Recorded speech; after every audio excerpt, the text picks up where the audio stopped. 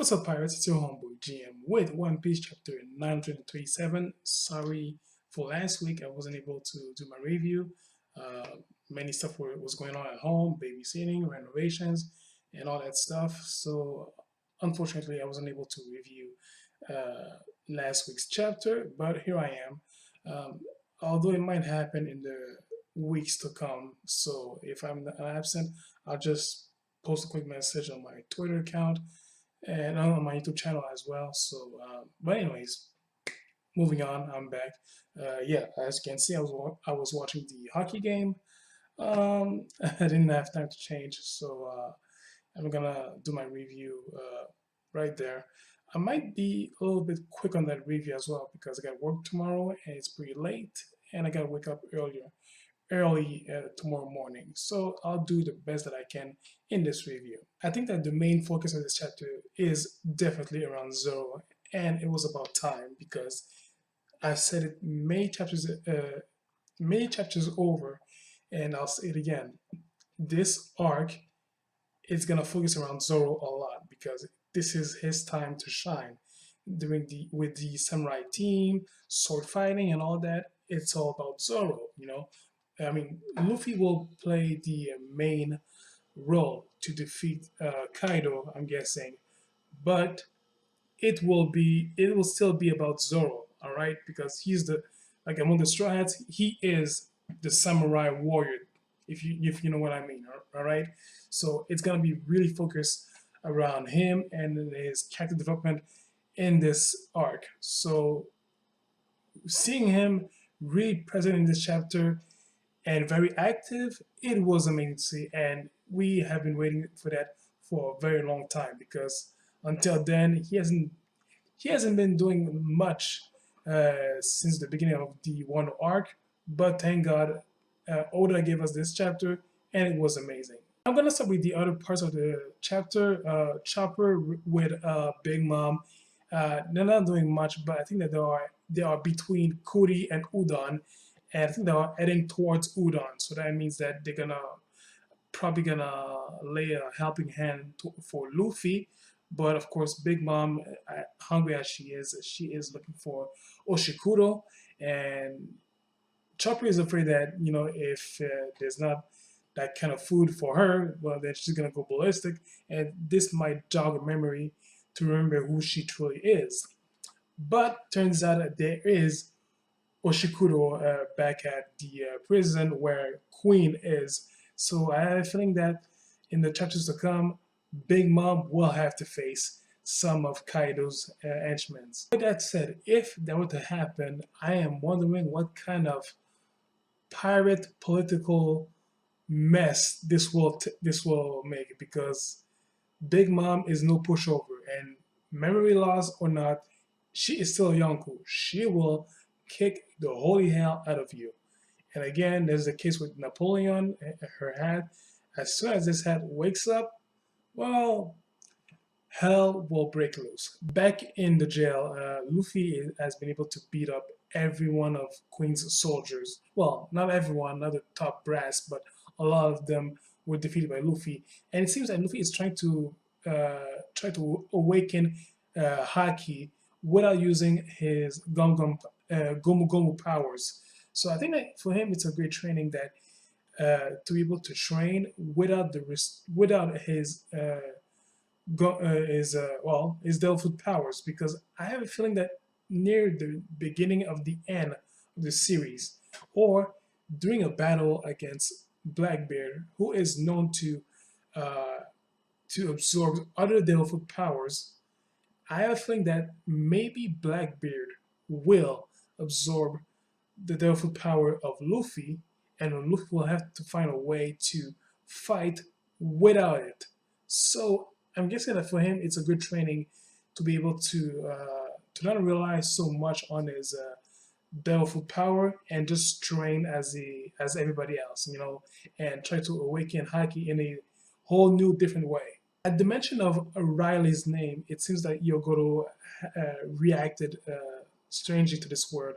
I think that Riley knows it seems that Hyogoro knows Riley, and it wouldn't be surprising considering that Roger back in his days, he probably went everywhere, including Wano. And I mean, we know that uh, the former shogun of Wano, Oden, he traveled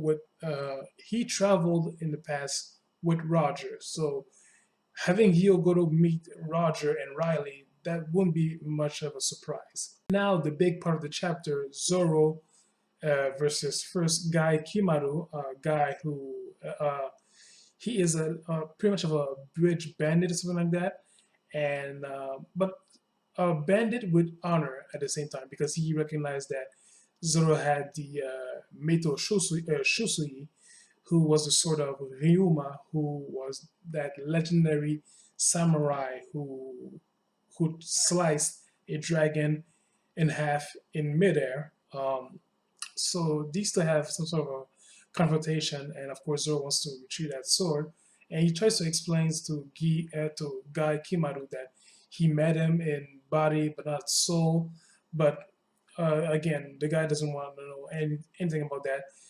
So they have a fight, and suddenly we got a woman that appears in the middle of this battle carrying Otoko. Was it? Wait, hold on. Was it Otoko? Yeah, Otoko, that smiling girl who provoked the wrath of Orochi. And of course, even though Zoro wants to save them, of course, Guy Kimaru is not giving a shit about that. He's just still attacking. Um, and of course, we see another warrior chasing the woman who happens to be a geisha, I believe, and Otoko. That guy is named Kamazo the Killer. He's an assassin from Oroshi's crew, and the battle between Zoro and Kamazo is epic. Like it's really dynamic. Even though it was short-lived, dynamic, energetic, powerful. I missed seeing Zoro fight, and this guy always delivers when it comes to battles, and I missed seeing that. I also learned in this part from Guy Kimaru that Wano used to be known as the Golden Country because it used to have a lot of gold in this country, and I think this is a perfect reflection to Japan because Japan back in its medieval age, it was a land that was really rich in gold as well. Perhaps it's still the case. And of course, pirates and other people, they wanted to control that large amount of gold, but Ryuma was known to be a guardian for everyone, and he just defended the entire land against poachers, well, not poachers, sorry, pirates and other people who wanted to seek that great amount of gold. And so Ryuma, um, at the at his death, there was a shrine dedicated to him, and he was known as a sword god. So this is how big Ryuma was. To be known as a god, that's pretty impressive. Somehow, I don't want to believe that Zoro has roots coming from Wano. At least not anymore, because it would just be too perfect, you know. And if that's the case, then so be it.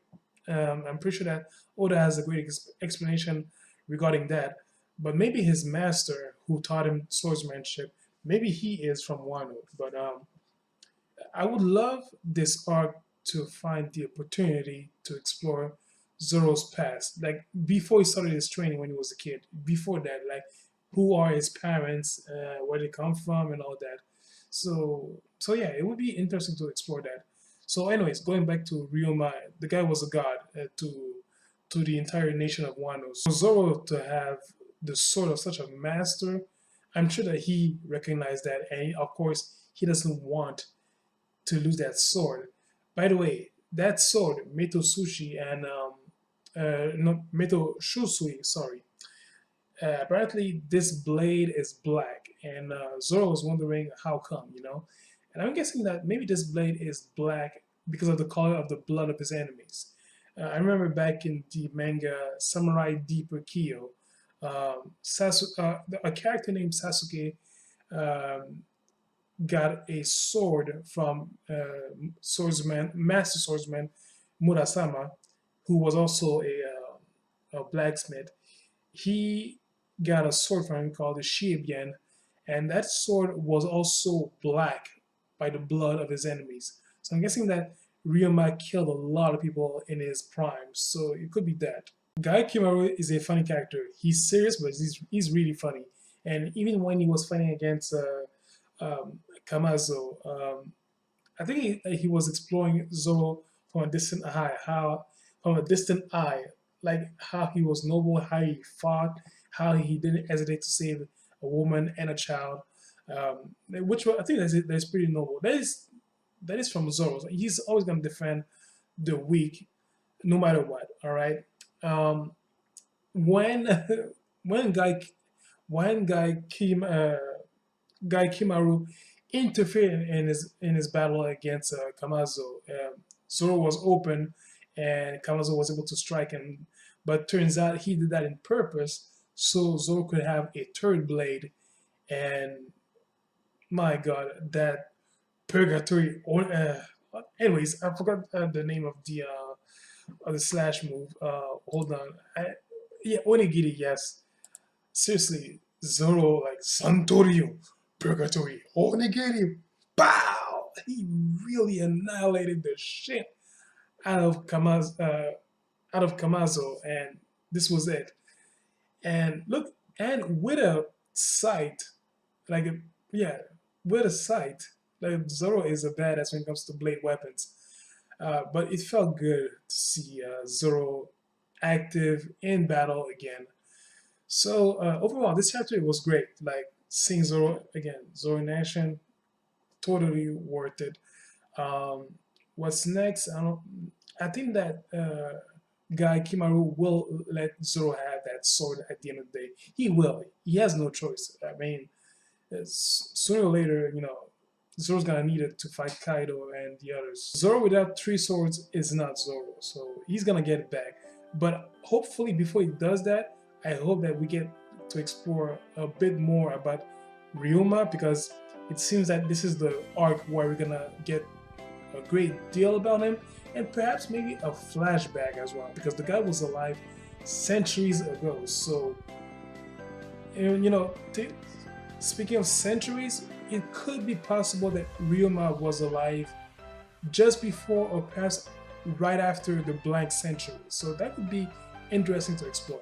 So anyways, tell me us about this chapter, comment, rate, subscribe, share this video, much appreciated. Please encourage my manga project called Heart of Wildfire. The link's down below. Share it with your friends, donate, support however you can. Share it, it's already appreciated. Thank you so much. So pirates, I'll catch you guys next week. In the meantime, please do me a favor for your homeboy. Take care of yourselves. See ya.